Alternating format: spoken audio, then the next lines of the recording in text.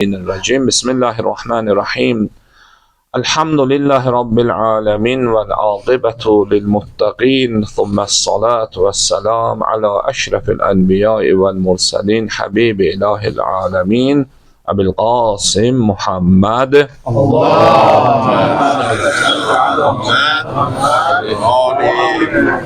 وعلى آله الطيبين الطاهرين المعصومين لعن الدائم على أعدائهم من الآن إلى قيام يوم الدين. الصلاة والسلام عليك يا فاطمة الزهراء. السلام عليك أيتها الصديقة الشهيدة ورحمة الله وبركاته. أما بعد، قال الله تعالى في كتابه الحكيم وفرقان العظيم: أعوذ بالله من الشيطان اللعين الرجيم الذي خلق الموت والحياة ليبلوكم أيكم أحسن عملا وهو العزيز الغفور. Allah Tebarek Teala Kur'an-ı Kerim'de buyurduğu nurani aye-i şəriflərdən biri də budur ki, o kəsi ki ölümü və həyatı yaratdı, səbəb gətirir. Liyəbluvakum əyyukum əhsanu əmələ. Buna görə ki, sizləri imtihan eləsin. Sizləri imtihan eləsin, görsün ki, əyyukum, sizlərdən hansı biriniz yaxşı iş görəcəksiniz. Əvvəl iki kəlməyə diqqət eləyək. Allah Təbarək Teala ölümü ki xəlq eləyib, bu ölümü xəlq eləməklə bir sınaq imtihandır. O nə imtihandır? Ölüm baş verdikdə səbir zuhur olsun, səbir üzə çıxsın. Görsün bu itkiyə Allah tərəfindən ki ölüm haqdır, ölüm baş verdikdə bu bəndələr neyniyəcəklər? Səbirsizlik eləyəcəklər, dindən çıxacaqlar, küfr eləyəcəklər, ya səbir göstərəcəklər. Allahın bu qəza və qədəri ilə razılıq edəcəklər. Bəs ölümün yaranmasının səbəbi səbrin zahir olmasıdır, üzə çıxmasıdır. Amma həyatın yaradılmasının səbəbi isə insanın tərəfindən yerinə yetirilən, daha doğrusu yerinə yetiriləsi gərək olan şükrün üzə çıxmasıdır. Yəni həyat müqabilində Allah Təbarək Teala ki həyatı yaradıb, orada imtihan, sınaq nədir? Şükrün zahir olmasıdır. Və ümumilikdə bir məsələ vardı. Çox diqqət eləyək məsələyə. İnsanın bir xasiyyəti var. Necə ki, deyərlər, sözün məcazi mənada ki, balıq suda olduğu halda suyun qədrini bilməz, elə ki, susuz qalanda balıq bilər ki, su nə nemətdir. İnsanın da bir xasiyyəti vardır ki, təbiyyətimiz belədir, hamımız. Nemətin içində olduğumuz bir zaman bu nemətin qədrini bilmərik. Və bunu bilək ki, Allah Təbarək Teala hər nə yaradıbsa, görünən və görünməyən yaradışlar hamısı məqsədə yönlü şəkildə yaradılıb. Məqsədsiz, hədəfsiz heç bir yaradılış yoxdur. Əgər belə bir yaradılış olsaydı, haşa lillah, bu hikmətdən xaric olardı. Amma hikmət sahibi olan Allahdır.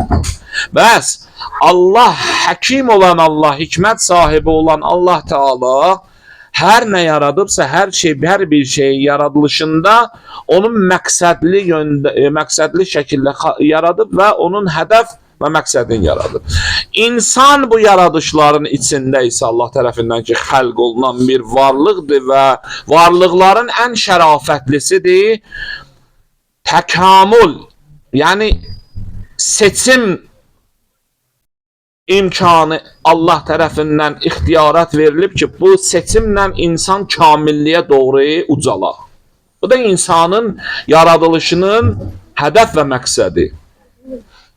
Yavaş-yavaş bir baxaq, gərək əsl mətləblərə ki, bu günləri cəmiyyətlərdə olan böyük müsibətlər ki vardı ki, insan nemətin qədrini ki, Allah ona əta eləyib, farsında deyərlər ərzani کرده. خدای متعال نعمتهاش را به بندگان، به تمام بندگانش ارزانی کرده.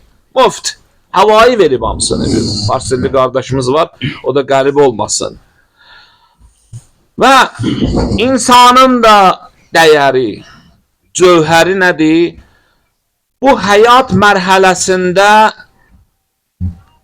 əməllərin arasında bu əməllər həm şirindir, həm acıdır və bu əməllərin arasında bu insanın, necə deyərlər, çəkdiyi sınaqlarda özünü necə aparmasıdır. Kim bu sınaqlardan necə çıxacaq?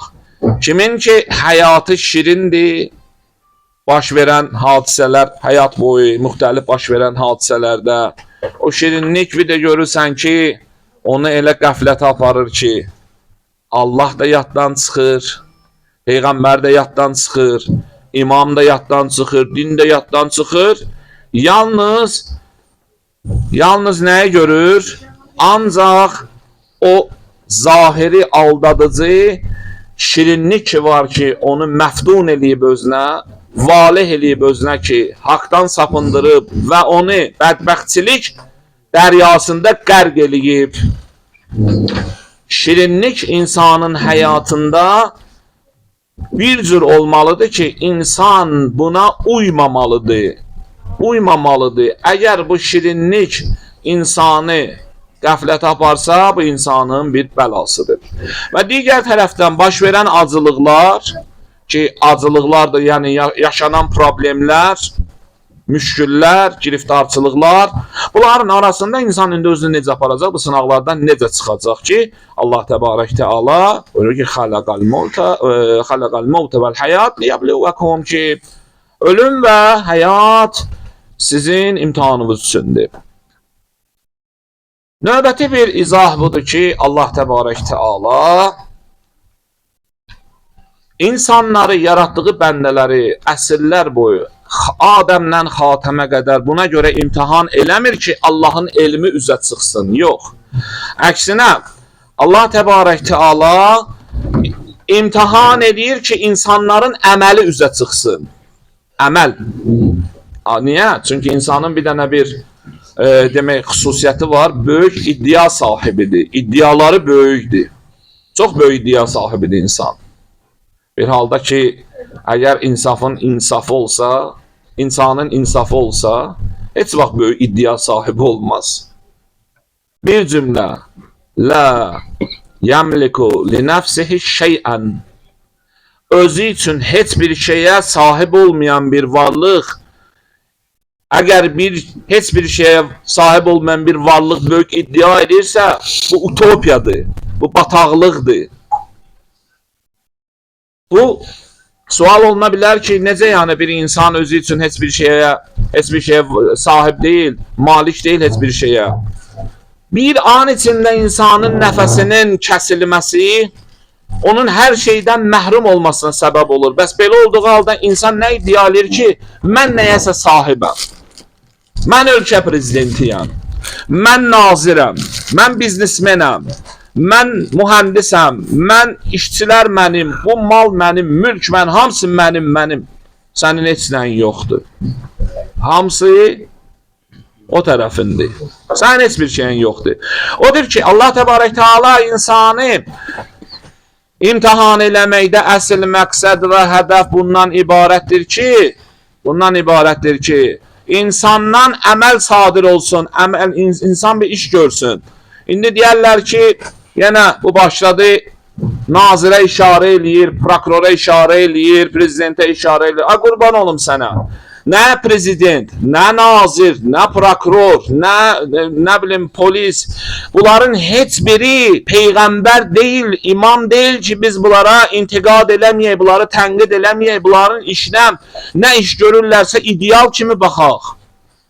Allah haqqı verib bizə ki, biz yaşadığımız zamanda kimliyindən asılı olmayaraq Allahın huzurunda tutduğu vəzifədən qəflətdədirsə, əgərləri zülm edirsə və çirkinliklərə bulaşıbsa və ölkəni, cəmaatı çirkinliyə, xalqları çirkinliyə sürüyürsə, biz ona sözümüzü deyək. Allah bunun üçün yaradım insanı. Allah insanı azad yaradıb. Allah insanı lal yaratmayıb. Və növbəti bir məsələ budur ki, burada sizə bir misal verirəm.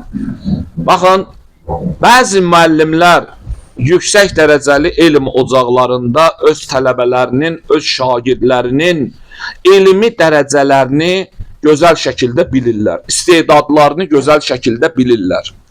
Amma nə edir? Gəlir onu imtahan eləyir. O imtahan eləyir ki, o şagirdin zahirdə verdiyi imtahanın qarşısında Allah da onun qiymətini versin. 4 alacaqsa 4 verəcək. Əlaçıdırsa əla qiymət verəcək. Bizim zamanda 5 müsbət idi. Yaxşı, bu Allah Təbarək Teala da insanı imtihan eləyir bundan ötürü ki, insandan bir əməl sadir olsun, o əməlinin əsasında zahirdə Allah onun qiymətini versin. Və bunu bilək ki, insan adlı varlıq dünyaya gələndən sonra düşünməsin ki, kimsə bu dünyada imtihan olunmayacaq. İnsan bu dünyada imtihan olunmasa, onun dərəcəsi bilinməz. İnsanın imtihanı mütləqdir, qaçılmazdır. Hamının imtihanı var. Bizim gözəl alim qardaşlarımızdan biri bu yaxınlarda biz bu barədə ondan bir danışırdıq. 3-4 dənə nöqtəni gözəl qeyd elədi. Dedi ki, Allah bizə imtihan gücü verginən, imtihandan çıxmaq gücü verginən, imtihanda təhəmmül, dözüm gücü verginən bizə çox vacib bir məsələdir. Xüsusən onlar ki, din fəzasında neynirlər? Yaşayırlar. Böyük insanlığın düşməni olan şeytanla mübarizə aparırlar və əbədi həyatda səadət arzusundadırlar. Bəs buna görə Allah Təbarək Teala imtihan eləyəndən sonra növbəti mərhələ nədir? Növbəti mərhələ bundan ibarətdir ki, görsün ki, sizlərdən əyyukum əhsənu əmələ, sizlərdən hansıları yaxşı iş görəcək. Bu belə. Bunu bir yerdə saxlayaq, əhsənu əmələ. Keçirik növbəti bir ayəyə. Növbəti ayədə buyurur Allah Təbarək Teala ki, İnnellezîne âmenû və amilussâlihāt İnna la nudî'u ecren men əhsənə əmələ.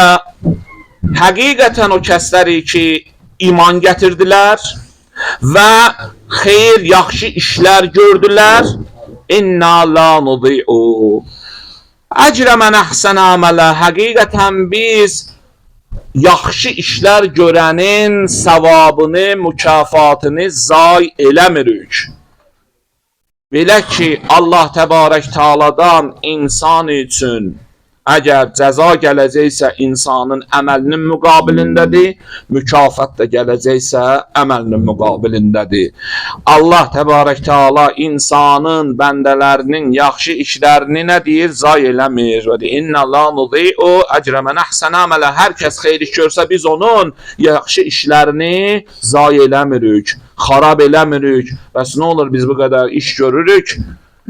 Zahiri görünüşü yaxşıdır, xeyirdir, amma kisədə bir şey yoxdur. Bunun səbəbi nədir?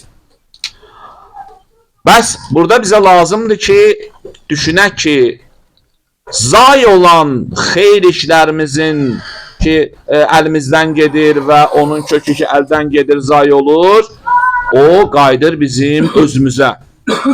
İnsan öz əli ilə, Adəm evladı özü öz əli ilə öz xeyr əməllərini də zay eləyir.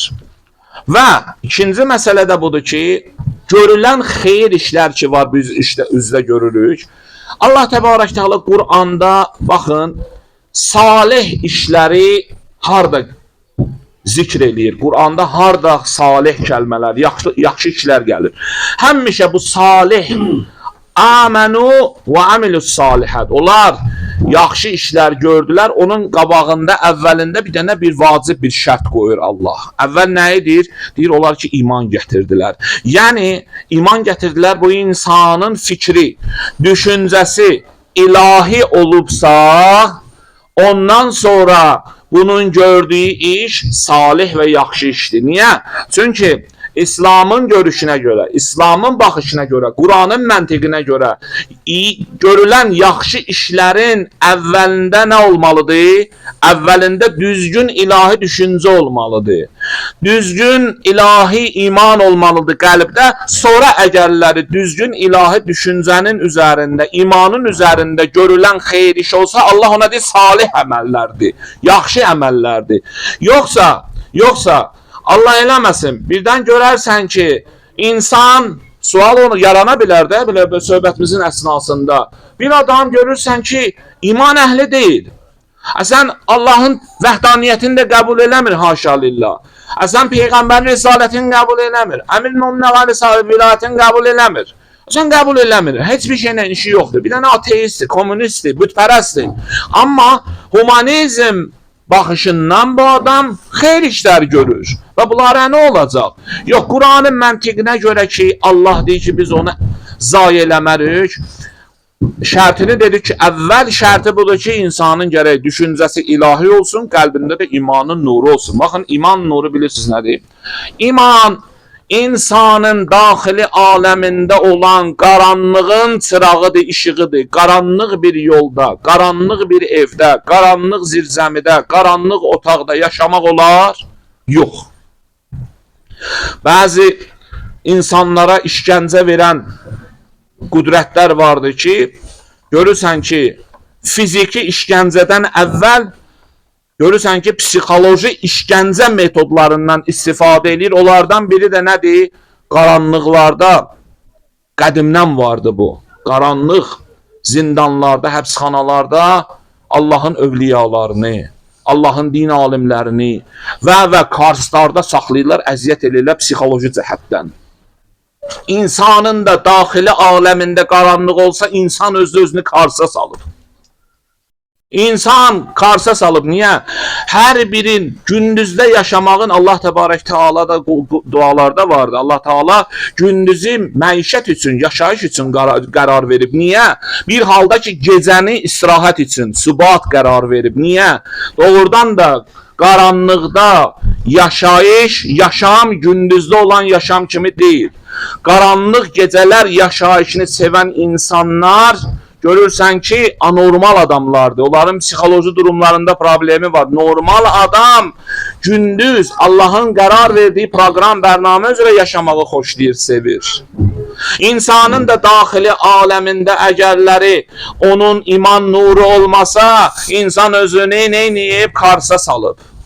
O baxımdan insanın əməllərinin ən önündə, əvvəlində iman olmasa, ilahi düşüncə olmasa, o görülən işlərin hamısının hesab kitabını Allah bu dünyada verəcək. Görərsən ki, bir dənə xəyyirdir, dini yoxdur dediyimiz kimi. Amma bir xeyriyyətçilik iş görür. Xeyriyyətçilik bir dənə yardım eləyir. Onu bilginən ki, Allah Təbarək Teala'nın adlarından bir də mənnandır, minnət götürməyən nemət sahibidir. Əgər veribsə Allah onun da üzərində bir dənə verəcək. Əgər də onun verdiyi formada, şəkildə, surətdə verməsə, görərsən ki, ölüm ayağında onun ölüm zamanında olan şiddətindən azaldar. Bir halda İslamın baxışına görə Allah Təbarək Teala heç bir insanın əməllərinin hesab kitabını gizlətmir. Allah üçün də bu gizlin deyil. Allah onu aradan aparmır və heç bir xeyr işin də əcrin, savabın Allah Təbarək Teala neyniyir? Zay eləmir. Bəs Burada da bu ayədə diqqət eləsəz, bir dənə kəlmə var. Birində əhsənu əməladır, birində də deyir əhsənə əməla. İki dənə eyni kəlmə var burada. İmam-ı Sadiq əleyhissalam birinci o əhsənu əməlaya deyir ki, bu Quranda ən yaxşı iş mənası, yəni çox görülən işdən getmir. Bəlkə bu ayədə sözü keçən xeyir iş, yəni ən yaxşı keyfiyyətli işdən gedir ki, bu görülən işdə Allah qorxusu olsun, ilahi niyyət olsun və düzlük olsun, sadiqlik olsun. Və insan heç vaxtı gərək gördüyü işin, yəni həqiqətdə də bu dünyada özünü müvəqqəti görən, fani bilən insan heç vaxtı gördüyü xeyir işə qane olmasın ki, mən bunu gördüm, yetərlidir. Gərək ondan yaxşısını görə ki, əhsənu əməla, yəni ən yaxşısına işarə eləyir. Necə ki, Quranda bir ayə vardı, xeyir işlərdə yarışın, amma həsəd aparmayın. Xeyir işlərdə rəqabət olsun, qibdə olsun, amma həsəd olmasın. Həsəd insanın evini yıxandır. Bir nəfər qonşusuna, Allah rəhmət eləsin Şəhid Mutahharini, bu dastanı nəql eləyib. O qədər həsədi vardı, o qədər paxıllığı vardı qonşusuna nisbət. Razı idi ki, bir gün bu qonşusuna elə bir zərər vursun ki, canına 100% zərər gəlsə, o qonşuya 50% zərər vursun. Axır bir günləri gedir, bazardan bir qul alır.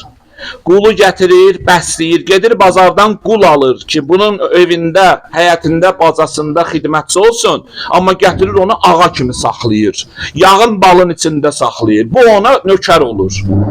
Hey bunu saxlayır, saxlayır, saxlayır. Zaman keçir, bazardan alınan o zaman bir qulu gətirib ağa kimi saxlayanda artıq o insanın gözündə bu ağa necə görsənər? Deyər, mənim ağamda sən insaniyyətə bax.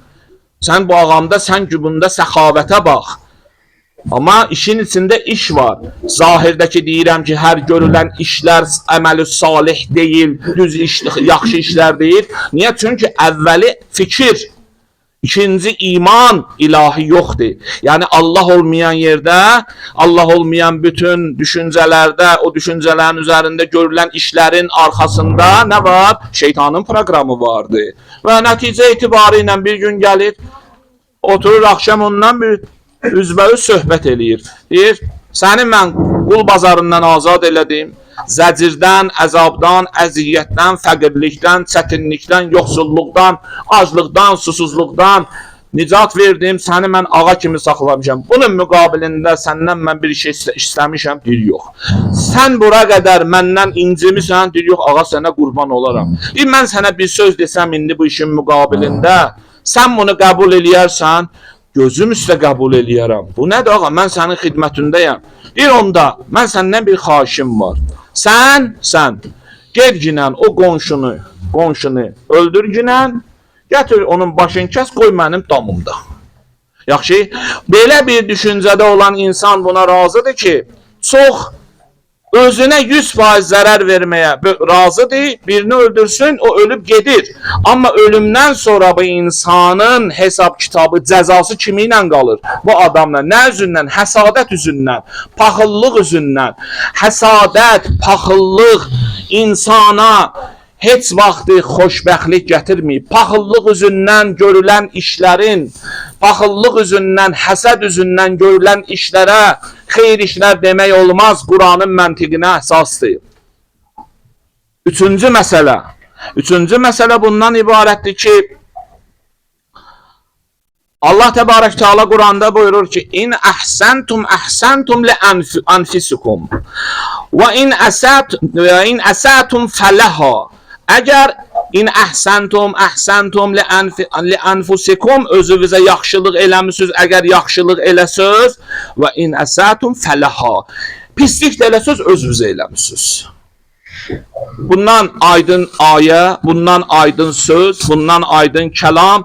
Allah Təbarək Teala'nın sözünün canı sanki budur ki, insana deyir ki, ay bəşər, ay insan, əgərləri yaxşılıq eləmirsən, özvə eləmirsən. Pislik eləmirsən, yenə özvə eləmirsən. Dinə xidmət eləyirsən, Peyğəmbərlər üçün ehsan verirsən, salihlər üçün, övliyalar üçün, möminlər üçün ehsan eləyirsən və hətta sənin rəhbərliyin altında, ofisində, dükanında, zavodunda sənin üçün işləyənlər var, onlara sən ehsan eləyirsən, onlara eləmirsən, özvə eləyirsən. Niyə? İn əhsəntum, əhsəntum li ənfusikum, özünüzə eləmirsiniz bu yaxşılığı və pislik də eləmirsən, özünüzə eləmirsən. İmam-ı Əmir-i-Müminin Ali aleyhisselam burada gözəl bir dənə bizə qayda buyurur. Buyurur ki, Əmir-i-Müminin buyurdu ki, mən heç vaxtı, heç bir kəsə nə yaxşılıq eləmişəm, nə pislik. Və bu ayəni oxudu. Yəni, mənim gördüyüm hər nə iş varsa özüm üçündür. Mən heç bir kəsə yaxşılıq eləməmişəm. Əgər mən yaxşılıq eləmişəmsə, özümə eləmişəm. Pislik eləmişəmsə, onu da özümə eləmişəm. Odur ki, Əmir-i-Müminin deyir ki, burada heç kimə nə minnət qoy, sözün canı budur da. Nə də ki, bu yaxşılığın müqabilində kimdənsə nəysə gözlə. Nə eləmsən, özümə eləmsən. Pislik də eləmsən, özümə eləmsən. Bumerangdır. Əfallar görülən işlər və görülən işlərin nəticəsidir. Odur ki, bu baxımdan biz yaxşıdır ki, əvvəl bir iş görməmişdən qabaq düşünək, oturaq, fikirləşək, görək mənim görmək istədiyim bu işdə Allah var ya yoxdur. Allah üçündür ya yox. Ya nəfsim üçündür. Əgər nəfsim üçündürsə, 100% pərdə dalında bir dənə hilə vardır. Və 100% o pərdə dalında görmədiyim xarici şeytan və mənim daxili aləmində daşıdığım nəfsi əmmarəm əl-ələ verib məni sürgüləyəcəklər dalıcan. İnnən nəfsələ əmmarətun bissu illə ma rahimə Rabbi. Həqiqətən nəfsim məni pisliyə sürgüləyir, Quran deyir. İlla məgərin ki, mənim Rəbbim kiməsə rəhm eləyə. Bu ayə. Bunu da Allah bizə deyir. Odur ki, bu baxımdan biz əvvəl bir xeyir iş görəndə düşünək ki, xeyir işimiz Allah üçündür ya özümüz üçündür. Olmasın ki, bir günləri Peyğəmbərin zamanında Allah Təbarək Teala Həzrəti Resul-i Əkrəm Salavatullah aleyhi və alihi və səlləmi Peyğəmbərlik məqamına ucaltdı.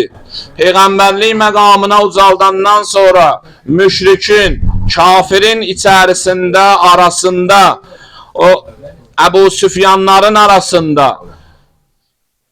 pulundan, vəzifəsindən, boş pul, şeytani əqidəsindən möhkəm yapışanlar neynədilər? Peyğəmbərə düşmən kəsildilər. Amma bəzi kasıb insanlar, bəzi fəqir insanlar, çünki qəlblərində